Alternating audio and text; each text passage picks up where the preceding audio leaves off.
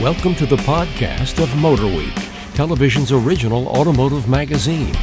MotorWeek is made possible by TireRack.com and by RockAuto.com. Here's your MotorWeek podcast host, John Davis. Thank you, Alec Webb, and welcome everyone to MotorWeek Podcast number 125. I am John Davis, and around our table at Studio C and MotorWeek headquarters is our road test producer, Ben Davis. Hey there. Our assistant producer, Greg Carlos. That is me. Our writer and who produces the podcast, Patrick Lucas. Hey now. And we're our very special guest today who's granting us his appearance, our over-the-edge reporter, Zach Maskell. Good day. Zach, glad to have you with us. Thank you. You managed to not get out of it this time, I see. All right, we got a lightning round, a viewer question. We're even going to have some rants and raves. But first, some vehicles to go over. Let's start with the 2016 Toyota Tacoma. Despite the new GM pickups, still the number one small, midsize, if you please, pickup truck. It has a unique following. It's got its own nickname, the Taco. Okay, what do you think of the new Tacoma? Let me start off by saying when it was unveiled at the auto show, I looked at it and said, what's so new about it? Because from the profile, it looks the same, even though it's basically a new truck, not all new. And the one thing I did like, because it got in it, was I thought the seating position was finally better. But besides that, shoot. Yeah, being the first one in the crew to drive that one, everything you pretty much said is right. You look at it, and it's still every bit of Tacoma. So they didn't really – it's hard to call it like an all-new Tacoma. The frame is basically a rework. Right. It's not a new frame. And you still got drum brakes in the rear, which they claim is for – off-roading purposes, yeah. So I don't know how much I believe that, but there is some newness to it. New engine, 3.5 liter, more efficient. It can run Atkinson cycle with Toyota's, very well-known variable valve timing at this point. So, and honestly, the carryover four-cylinder doesn't get better fuel economy really. There's different options. You can have it with a 5-speed manual in the four-cylinder. The V6 you can get with a 6-speed manual, and then there's some. I don't get why they've even continued the 4-speed manual, unless because this truck appeals so much to off-roaders, and they're a huge part of the market for this truck, or at least wannabes. Do you think that's why they kept the 4-cylinder? Is there some likeness there that I'm not aware of? It's possible. Maybe people are just comfortable with buying a 4-cylinder. They probably won't even look into the numbers and say like, 4-cylinder, I'm going to be saving on fuel. But less efficient. You won't really. The 22 RE was a pretty legendary motor. Basically, they just 4-cylinder in a pickup trucks made sense ever since. Yeah, that's 80s. true. But I mean, you had mentioned off-road. This thing is an off-road truck for sure. I mean. There's new crawl control, multi-terrain select, all built into the traction control, stability control system. And, I mean, we were in Tacoma, driving the Tacoma, Washington, that is. And, this thing handles some serious terrain. And like you said, the Tacoma is always that – they aim more towards off-roaders than maybe, say, the Colorado or Canyon will. And it certainly handles it. I mean, it lives up to that expectation. And that is the reputation. Yeah, it's not quite as refined as the GM trucks, specifically on the road. But, this thing is a go anywhere, do anything kind of truck, which is cool. That's just why I like it. Do you see any reason why it won't maintain its level as the number one small truck? Even in the face of the GM trucks it has. No. I don't see how it will because, the current Tacoma, which is almost 10 years old, was still outselling the GMs, and this is a better version of that. GM's selling every truck they can make, and now the rumors were this week that Ford's talking to the United Auto Workers about bringing the new Global Ranger back. A friend of mine in Minnesota says the factory's gone; it's been leveled, so I guess they'll build it somewhere else, but. That would be interesting, but that's a fairly big truck. It's even actually bigger than the old Ranger. So, and there's also a big question of how large this market for smaller pickups really is. I read, I don't know if it's rumor or not, but Jeep's greenlit JK a Wrangler pickup truck. Yeah, the one like the concept they showed many years ago. Yeah, finally. And, yeah, they're going to build that. That's kind of, I guess, I've read probably the same thing you did. It's an open secret. They're going to build it in Toledo. So that should sell well. That one would interest me. I think that's a great little truck. Okay, well, thanks for the input. I think the gist was you like the Tacoma, right? I do. I like the Tacoma, yeah.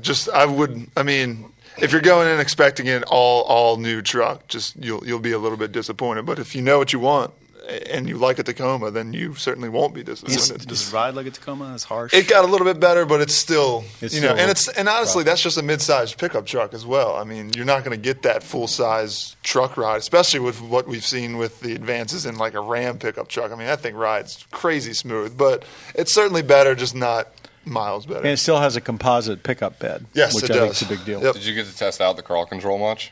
I did, yeah. I mean, I went up and down a 45-degree incline, and literally, you don't need any skill, honestly. Which you take is all incredible. Your hands off the wheel, feels off the pedal. If you can, as long as you can steer, it will handle everything else. It'll brake and gas for you. You can set the speed. It's incredible. Moving on, a truck of a different color, 2016 Audi Q3. We'll say up front that we're a little late getting to this one. The Q3 actually started rolling into Audi showrooms last fall as a 2015. With all the small crossovers out there, we didn't get a chance to test it until just recently. This is a fairly old vehicle. It was out in Europe in 2012. And so even though it's new to the U.S., I guess the one thing that I thought getting in it, I like the size of it, and I like a lot about it, but it seemed, dated, I guess is the best way I could say it. But Q3, Audi, what do you think? Patrick is, disclosure here. Disclosure. He's our Audi Audi aficionado. I like what all the new Audis do, even the base here, the base Q3 and the base A3. They're small. They don't really feel like luxury vehicles like an A6 or like a Q5 or like a Q7 when you really get up there to the really nice Audis. But I don't think that's what the Q3 is supposed to be. It's supposed to be a small starter crossover for maybe like a small family or like a young couple that has a dog or something like that. And I get it. And you want a little bit more luxury than, say, a Mazda CX-3 or a Honda HR-V. And so I do like it, but I agree with you 100%. It does feel a little dated. I don't know why, because, it's a pretty new vehicle, but some of the plastics in there and some of the knobs and buttons, they just look like what Audi was doing like 3, 4, or 5 years ago. On the plus side, though, it drove like you would expect a small SUV or crossover from Audi to drive like. Absolutely. It didn't drive like a bloated hatchback, and I liked that. I actually really enjoyed driving it. It had a level of refinement that you want going into an Audi dealership and that you honestly probably expect, and this definitely delivers on it. But, you get in an A3, and everybody else chime in here. Don't let this just be a two-way conversation. You get into an A3, and you get into a light, tossable automobile. You get into the Q3, and it still handles great, but it feels really solid and nailed down. It's in a totally different feeling. And I compare that to, say, when we got into the X1. I thought the X1 felt like a hatchback BMW car. Mm-hmm. Anyway, anybody else? You hang an Audi badge on it, I'm going to buy it.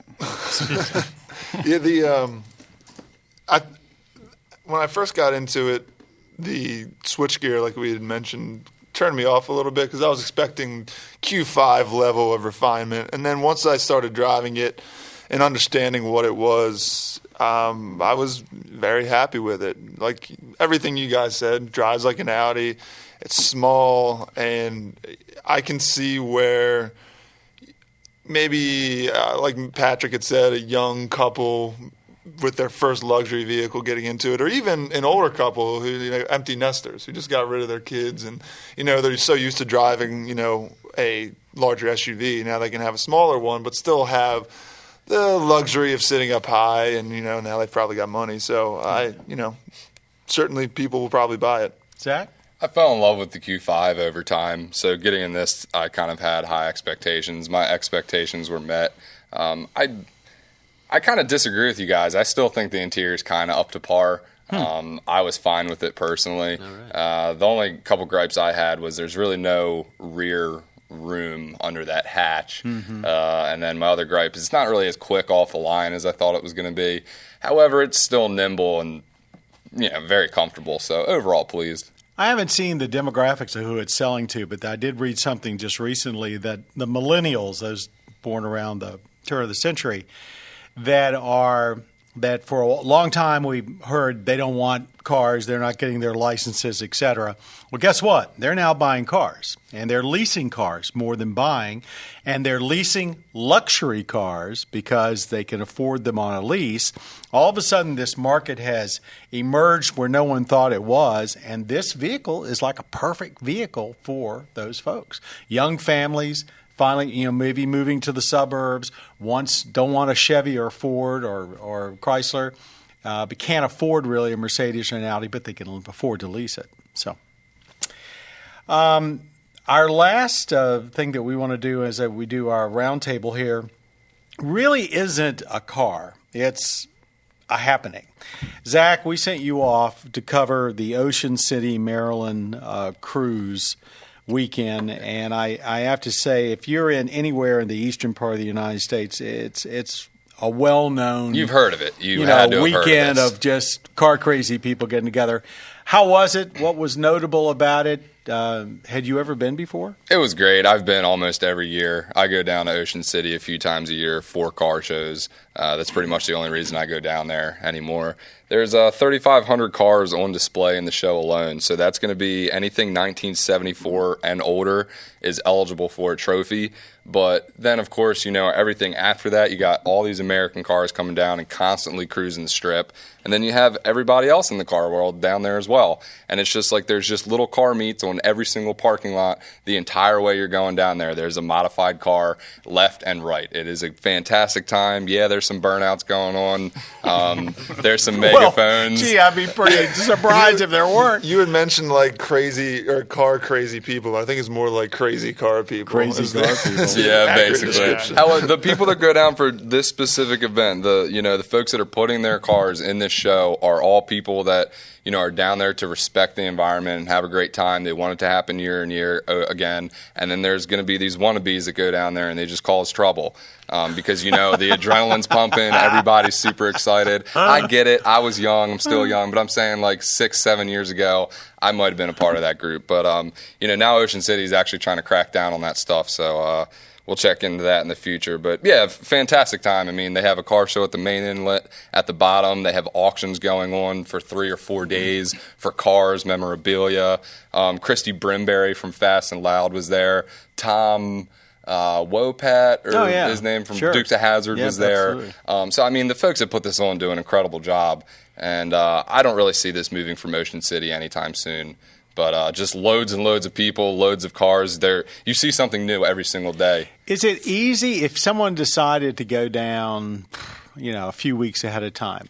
You're going to want to book your hotel a long ways out. That's what I was for sure. Hilton's sold out already for next 16. Year. No kidding. Yeah, so that's going to be the 26th anniversary coming up this year. I'm sure it is already sold out.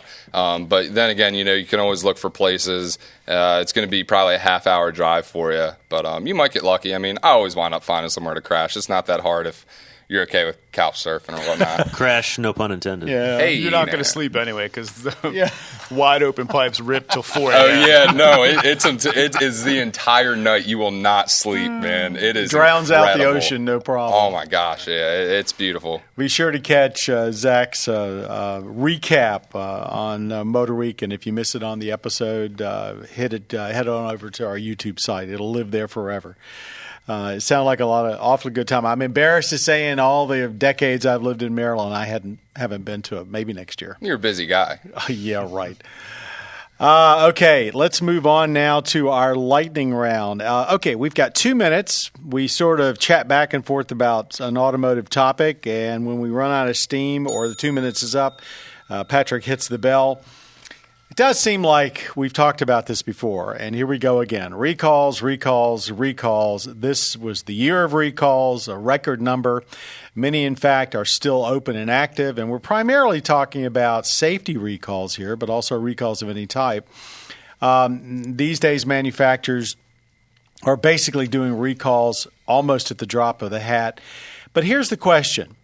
Should sellers, and I'm talking here individuals as well as dealerships, be allowed to sell a vehicle with an open safety recall, something that has to do with the safety of the vehicle? Should the sale or the registration of the vehicle with an open recall be illegal?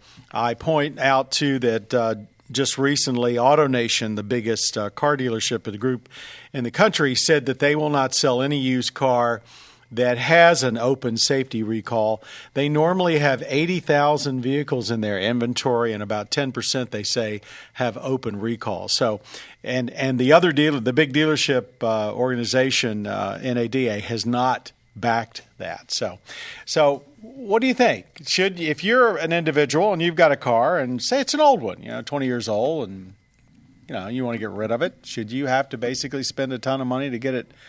Or wait, I should say, on the sale to get it fixed under a recall? What do you think?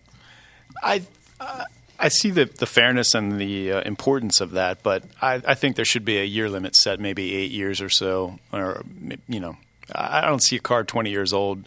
I don't see how we should be forced as a seller to check that. I mean, the first thing I do when I buy a lot of old cars, and the first thing I do is a VIN check to see if there's any open recalls that I need to have done.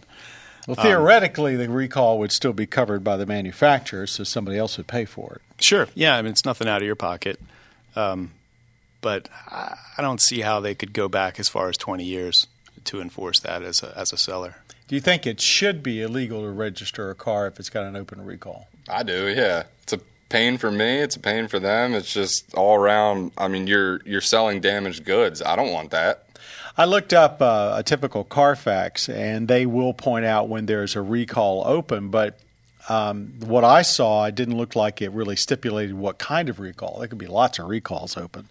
Primarily what we're talking about here is something where, where a wheel falls off, the car stops dead in the middle of the interstate. I'd like to see the auto retail industry step up and follow AutoNation's. I don't want to see a lot of legislation, because legislation just is cumbersome. But it seems to me that reputable dealers ought to say, we're not going to sell a car that's got an open safety recall, period. So I don't know. You could be breeding an underground market on Craigslist, though. Well, that's very true. Somebody's got, because what this will happen, if, this has ripple effects. If you take a car into a dealership and you're trading it in, they're going to use the fact it's got an open recall as an excuse to give you less money for your car, because it's going to take them time and effort to get that car fixed, even if the manufacturer's picking up the price for the parts. So it is going to cost the seller of the vehicle some money. So what's the consensus? Zach says illegal. It should be illegal. I think dealers ought to voluntarily, like AutoNation, not do it. Any other comments? Agree. Illegal is a strong word. So. Yeah. But get the industry on board, and let's get the safe cars off the road. Thank you for delaying that a little bit while we went 2 minutes. All right, let's talk. I'll add a viewer question, or talk at Eric, who asked a viewer question. What is the deal with the gas guzzler tax that he hears us mention from time to time, especially when we're talking about something like a Lamborghini? And is it still relevant these days? For anybody that's interested in ancient history, the gas guzzler tax was instituted in 1978 during one of the energy shocks.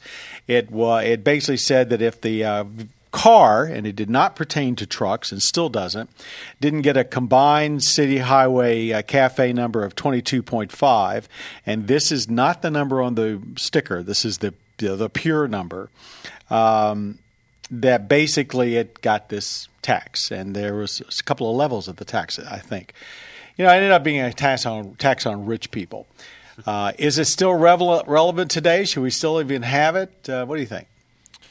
Yeah, I mean, I understand it. If you want to clean up the environment, you got to start somewhere, and that's by taxing companies that make cars that generally aren't very eco-friendly. But I know it's still. I mean, I still hear about it. It's some of the supercars, like a Veyron, will have it, or every time we get a Bentley, or they'll have it. But honestly, I mean, it's for you and me, it might be a lot of money, but for somebody who's buying a $300,000-$400,000 car, it's like whatever. I don't really care. So it gets to be a tax on a rich person. I think it's good that it's there, and it's like a little bit of a reminder. Hey, who knows? Maybe it's the one thing that turns somebody into like a eco freak. It says like, ooh, I don't want to have that. I don't want to have that title of a gas guzzler. So maybe I'm not going to buy this Bugatti. Do you think maybe when the CAFE standards are tightened more, which is in a couple of years, or? Well, yeah, I mean it's tightening up about 4% a year from now through 2025. You think this tax is going to keep going up or go away? It hasn't changed, and frankly, if given the makeup of our current government, it's so split, it probably won't be going up. But you certainly could see a scenario where manufacturers could start getting penalized if they make a lot of vehicles that fall under the CAFE, and they have to meet CAFE by buying credits from somebody else. So, I mean, I don't think it's out of the realm of impossibility that we could see it come back and expand. I do just want to add in that it's not just your luxury supercars or whatnot. I mean, I remember a few years back, it was V8s. even on the BMW M5s, all the 8 cylinders and stuff like that. It was really just something that the government put in place to try to keep buyers, to try to discourage you from buying that vehicle. However, I'm really curious, does that money actually go towards making a greener planet What do you Earth? think? With the deficit So anyway. that we run in this country, it just probably in theory it was supposed to. Yeah, in Maybe theory. not anymore. In 2018, I just want to add real quick, President Obama is going to be making every 18-wheeler, have to abide by a certain amount of MPGs. Correct. So I just felt like adding that in there. Yeah, as a matter of fact, it's kind of like the last great frontier in fuel economy for road work and the 18-wheelers. Right now we see them going down the road with these undercarriage skirts on the trailers, and some have wings off the back. You're going to see a lot more of that stuff, plus some real innovations in powertrains. They've got engines that they've been showing for a few years now that actually do run on a combination of gasoline and diesel, depending on what cycle they're in. There's all sorts of innovations coming for 18-wheelers. Clean cities. Yeah. Pay attention to your clean city segments. Yeah, there's a lot of stuff going on. That truck that passes and tries to blow you off the highway is going to look a little different in the future. Okay, thanks, Eric. I hope we sort of rambled around your question. And that was kind of a rant and rave, but we've still got our rant and rave section. Is anything sticking in your craw this week that you want to talk about? I've actually got nothing to rant about this week. What do you think? I got one. There's only a couple of states in the country that have radar detectors that are illegal. Do you have an opinion on that? I mean, Virginia, and I think, what is it, the District of Columbia? Is that it? There's not. I know Virginia is definitely one of them because I see Virginia the signs. is, absolutely. Virginia's got crazy traffic laws. It's like, do you think as an individual, and I'm not trying to promote speeding here, but do you think that government's got any business getting involved in that? They are overstepping their boundaries. Do people use radar detectors? Yeah, all the time. Really? Yeah. I always thought associated as like an old, like my dad had one when I was like growing up. Under a hat on the dashboard, and it would just constantly beep. Yeah, my dad had one too, but I think it's like it looked like an old. Isn't it piece illegal of in technology. 18-wheelers? Uh-huh. I think there's rules, at least in There might be Maryland. I some think it's like rules there's something. weird rules where like it's fine in cars, but you can't have it in say an 18-wheeler. But I'm on the side of being able to defend yourself because everybody speeds, and it's not. You don't even have to be going egregiously fast. Sometimes you get pulled over by a cop who's having a bad day when you're going maybe like 7 or 8 miles per hour. Man trying They to can. keep I you mean, down. I hate to sound like I'm getting heated here, and it's just that Sounds personal. Well, I think it is personal. When I get a speeding ticket, it's personal. If they're allowed to be sneaky and do these things and kind of catch there me you doing go. it, Yeah. like I should be able to have a defense against them. Well, that's at why they least. have radar detectors. It's a real thing. Yeah. So if you see a cop and you're running a detector in those states, man, unplug it as soon as you can and throw it under the seat. Yeah, because the Virginia police actually do have detectors. And then they'll put you in jail. in Then Virginia. there's the next part of this, and we should wrap this up in a second, where they came out with a story. You want to talk? I've never. Oh, you didn't say anything. God, I've never. far owned, be it from me to shut Ben Davis up. I'm Go. sorry. I've never owned a radar detector. I've been pulled over a lot of times for speeding. And I think as a nod to me not having a radar detector, maybe the cops are cool with me not trying to pull one over on them and give me a warning because I've never gotten an actual ticket. But I think if I were a police officer and I pulled somebody over for speeding and they had a radar detector in there, say it didn't work that time, I'd be like, yeah, I mean, I'm trying to do my job here and you're trying to keep me from doing my job. So, blam, I'm doing my job 100%. That's why you got to hide them. I think but I mean, a policeman has got to be wise to where you could possibly hide it and it'd still be functional. I'm telling you, man, I was all about that stuff when I first got my cars. They would never knew that I had radar detectors. I mean, I think it comes with a little bit of age now because here Zach and I on this side of the table are like in our mid-20s, and then Ben's gotten a little bit older now. I think he's seen the era of his ways. He's at least 28. Yeah, we're all young and cocky on this side of the table. You wouldn't even think about putting a radar detector in your car because it's just too much work. I mean, and it's too much work for me now. Well, back when I was your age, it was too much money. Yeah, so, they were expensive. And the good ones these days are still a little pricey. One more. Let's take this one step further. The Insurance Institute for Highway Safety came out with a report in the last week or two that looked at Montgomery County, Maryland, which uses a lot of portable radar detectors on the street, radar speed control. Cameras is what I'm talking about. And they were saying that when they compare that to next door Virginia County that doesn't do that, they found a huge drop in accidents and all sorts of things in Montgomery County. And they're purporting that communities all over the country start erecting this massive web of radar cameras. On the highway, when people drive by those things, they just slam on their brakes when they think they're going to be photographed. And then they're way more dangerous than they are help. Yeah, I guess these are portable and they move around a lot. But anyway, I know on our interstates in Maryland, when they put up the sign, or where there's one of the cameras, everyone slows for about 30 seconds. They think they're so sneaky hiding these Jeeps with cameras on them behind porta pots on the highway. I see a porta pot, I'm automatically lifting my foot off the gas for a little bit. But it is humorous when you drive by and see like a water bottle get thrown at one of those trucks or something. Don't speed, folks. Don't speed. We're not trying to get to speed. Keep everything inside the vehicle. We do believe in safe driving, but sometimes we just wonder if some of the things to try and get the few folks that really bend the rule a lot are worth it.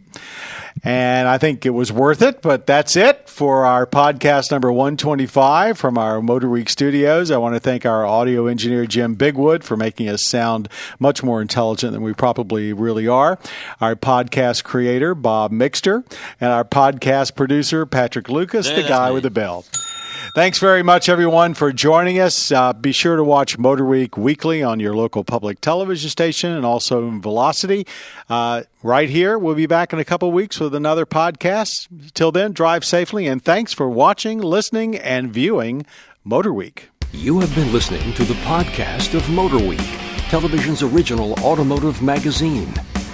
MotorWeek is made possible by TireRack.com and by RockAuto.com.